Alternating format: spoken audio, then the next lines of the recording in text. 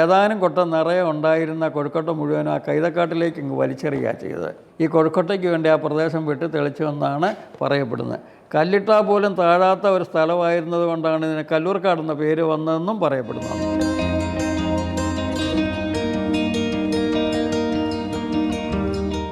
ചമ്പക്കുളം കല്ലൂർക്കാട് ദേവാലയത്തിന് ആദ്യമായിട്ട് തറക്കല്ലിട്ടത് AD 427 വിശ്വാസം. ചമ്പക്കുളത്തുണ്ടായിരുന്ന കത്തോലിക്കരായിട്ടുള്ള ആളുകൾക്ക് പ്രാർത്ഥിക്കാനൊരിടം എന്നത് മാത്രമേ ആദ്യം ഉണ്ടായിരുന്നുള്ളൂ. AD 52 വിശുദ്ധ തോമാസ് ലീഹ കൊടുങ്ങല്ലൂർ വന്നിറങ്ങി. അവിടെ നിന്നും കൊല്ലത്ത് നിന്ന് നെരണത്തേക്കും വന്നു ചേർന്നു. നെരണത്ത് ഏതാനും ബ്രാഹ്മണ കുടുംബങ്ങളെ ക്രിസ്ത്യാനികളാക്കി അവിടുന്ന് അദ്ദേഹം പാലയൂരിലേക്ക് പോയി. നെരണത്തെ ക്രിസ്ത്യാനികൾക്ക് പ്രധാനമായിട്ടുണ്ടായിരുന്നത് മീൻപിടുത്തവും കൃഷിയുമായിരുന്നു. അന്നത്തെ കാലം കൃഷിയോട് അതീവ താല്പര്യം ഉണ്ടായിരുന്ന അന്നത്തെ കത്തോലിക്കരെ അവിടെ നിന്ന് സാവധാനം വടക്കോട്ട് നീങ്ങി ചമ്പക്കുളം, എടത്തുവ തുടങ്ങി കുട്ടനാടിൻ്റെ പല പ്രദേശങ്ങളിലും, പുളിങ്കുന്ന് തുടങ്ങിയ പല പ്രദേശങ്ങളിലും വന്ന് താമസമാക്കി. ഇങ്ങനെ താമസിക്കുന്നവർക്ക് ഏതാണ്ട് 10-200 വർഷക്കാലത്തോളം അവരുടെ ആത്മീയ കാര്യങ്ങൾക്ക് വേണ്ടി നെരണത്തെ പോകേണ്ടതായിട്ട് വന്നു. വള്ളത്തെ കയറി ദിവസങ്ങളോളം യാത്ര ചെയ്ത് ബുദ്ധിമുട്ടിയാണ് പോയിക്കൊണ്ടിരുന്നത്. ഏതാണ്ട് 15 കിലോമീറ്റർ ദൂരം ചമ്പക്കുളത്ത് നിന്നും തന്നെ നെരണത്തേക്കുണ്ട്. ഇവർക്ക് ഒരു പ്രാർത്ഥനാ ആലയം അവർ വളരെയധികം ആഗ്രഹിച്ചു. അതിൻ്റെ അടിസ്ഥാനത്തിൽ ചമ്പക്കുളത്ത് കല്ലൂർക്കാട് എന്ന ഒരു പുരയിടത്തിൽ ഒരു ദേവാലയമാണ് സ്ഥാപിച്ചത്. ഇതാണ് AD 427 സ്ഥാപിച്ച ആദ്യത്തെ ദേവാലയം. ഏതാനും വർഷങ്ങൾ കഴിഞ്ഞപ്പോൾ ഈ ദേവാലയത്തിന് കേടുപാടുകൾ സംഭവിക്കുകയും അങ്ങനെ 3-4 പ്രാവശ്യം ഇത് പുതുക്കി പണിയുകയും ചെയ്തിട്ടുണ്ട്. പിന്നീട് ഇപ്പോൾ കാണുന്ന ദേവാലയം AD 1730 കാലമാണ് പണിതത്. പഴയ ദേവാലയം 1500 കൂടി ഒരു ദേവാലയം ഉണ്ടായിരുന്നെന്നും ആ ദേവാലയം 1954 പൂർണ്ണമായിട്ടും പൊളിച്ചു നീക്കി. അമ്പലത്തിൻ്റെ മാതൃകയായിരുന്നു ആ ദേവാലയത്തിനുണ്ടായിരുന്നത്.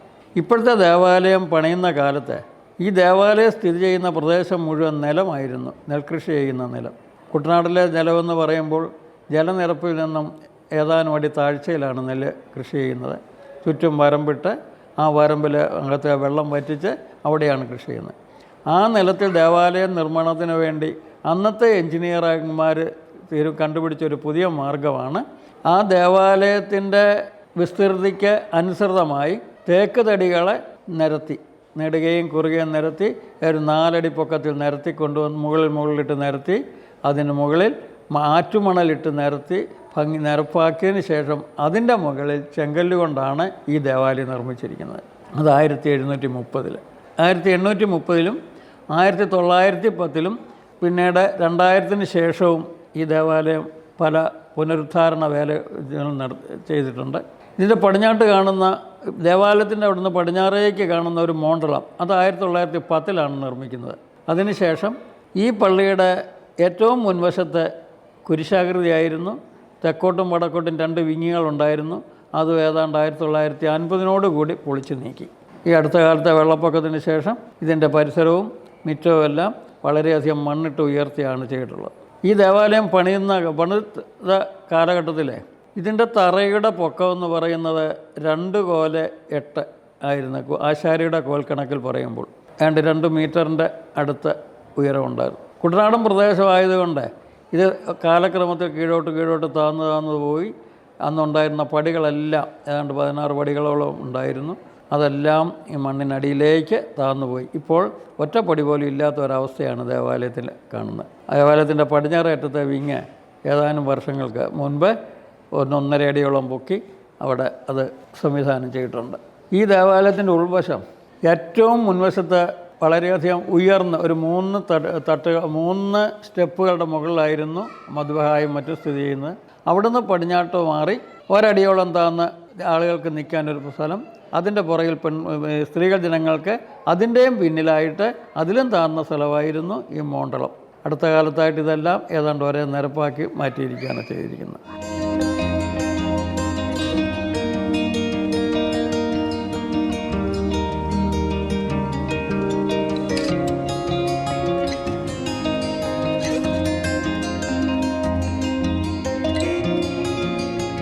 മുകളിലത്തെ ചിത്രങ്ങൾ മുഴുവനും നമ്മുടെ ഒരു പ്രത്യേകതരം പെയിൻറ്റ് കൊണ്ടാണ് വരച്ചിരിക്കുന്നത്.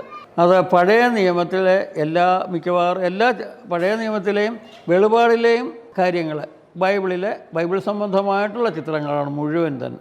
ഏറ്റവും നടുക്ക് കാണുന്ന ആ ക്രിസ്തുവിൻ്റെ ഒരു വലിയ ചിത്രമുണ്ട്. നമ്മളുടെ വെളിപാടിൽ ഏതാനും വാക്യങ്ങളാണ് അതുമായിട്ട് ബന്ധപ്പെടുത്തി ഇരിക്കുന്നത്. വെളുത്ത തലമുടി, പിച്ചള പോലെ പ്രശോഭിക്കുന്ന ചെരുപ്പുകൾ, വായിൽ നിന്ന് ഇരുതല മൂർച്ചയുള്ള വാള്, സ്വന്തം പേരെഴുതിയിരിക്കുന്ന വസ്ത്രം, ഇതെല്ലാം വെളിപാടിൽ പറഞ്ഞിരിക്കുന്നത് പോലെ തന്നെ മുകളിലേക്ക് കാണാനായിട്ട് സാധിക്കും. മുകളിൽ നോക്കിയാൽ ഏറ്റവും വലിയൊരു ചിത്രം ആ ദേവാലയത്തിൽ അതുണ്ട്.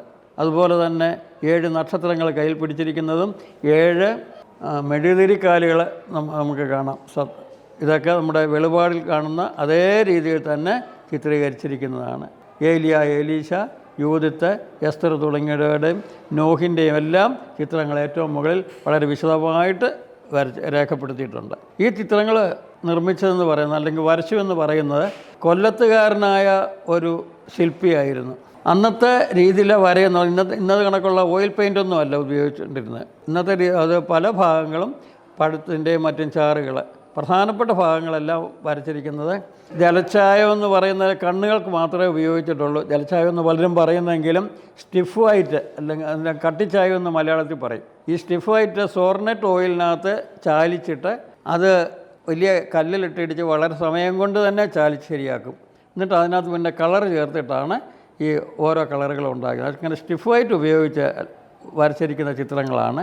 ഈ കണ്ണിൻ്റെ ഭാഗത്തിന് മാത്രം ജലത്തിൻ്റെ ഇലയുടെ ചില ഭാഗങ്ങൾ പ്രയോഗിച്ചിട്ടുണ്ട്.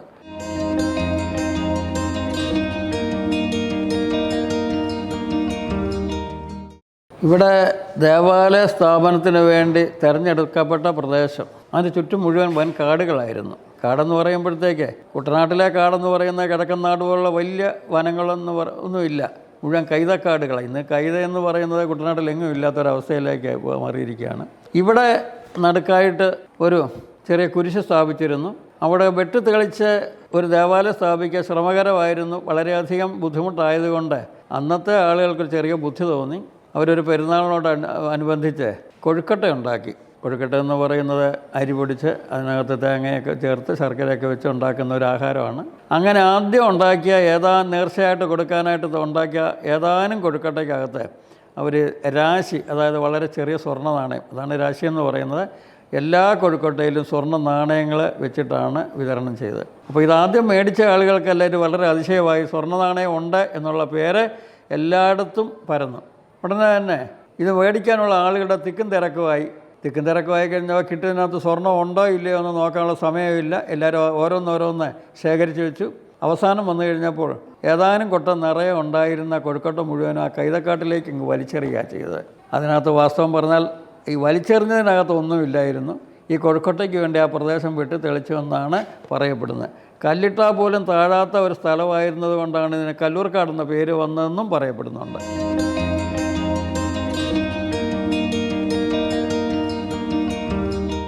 കണ്ടംകുളത്തിലെ ഈനാസച്ചനാണ് ഇവിടെ ചില വിപുലമായ രീതിയിൽ ഈ പെരുന്നാൾ ആരംഭിച്ചതെന്ന് പറഞ്ഞു കഴിഞ്ഞു. അദ്ദേഹം തെക്കൻ പ്രദേശത്തുള്ള ആളുകളുമായിട്ട് നല്ല ബന്ധം ഉണ്ടായിരുന്നതുകൊണ്ട് ഇവിടെ പെരുന്നാൾ ഈ രീതിയിൽ നടത്തുന്നതെന്നും അവിടുത്തെ ജനങ്ങളെല്ലാം അറിയിക്കുകയും വരുന്നവർക്കെല്ലാ സൗകര്യങ്ങളും ചെയ്തു കൊടുക്കുകയും ചെയ്യുമെന്ന് അറിയിച്ചതിൻ്റെ പശ്ചാത്തലത്തിൽ അന്ന് മുതൽ തിരുവനന്തപുരം, വേളി, കൊല്ലം തുടങ്ങിയ സ്ഥലങ്ങളിൽ നിന്ന് ആളുകളിവിടെ വരാൻ തുടങ്ങി.